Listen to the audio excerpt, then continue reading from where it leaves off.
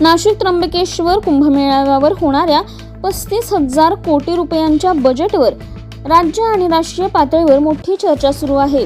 शिवसेना युबीटीचे नेते संजय राऊत यांनी भाजप आणि व्यवस्थापनावर जोरदार आरोप केला आहे। एवढ्या मोठ्या टेंडरचा भाग गुजराती मारवाडी कंपन्यांना गेला आहे आणि हे अपार पैसा, त्यामधील कमिशन, हा एवढा पैसा जाणार कुठे असा गंभीर प्रश्न त्यांनी उपस्थित केला आहे। राऊत म्हणाले की जनतेच्या पैशाचा उपयोग पारदर्शकपणे व्हायला हवा, पण सध्या कुणाला टेंडर मिळाले आणि त्यातून किती बॅक कमिशन मिळाले याचं स्पष्टीकरण देणं आवश्यक आहे। यामुळे राजकीय वाद पुन्हा एकदा भन्नाट मोडवर आला असून जाणून घेऊया पुढचा काय ट्विस्ट असेल। 3 लाख कोटीचं काय ते बजेट असं मला कळलं। हे मी वाचलं, हे खरं खोटं मला माहित नाही।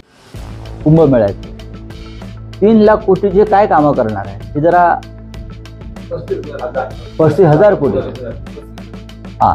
पुढे आकडा चुकला आहे।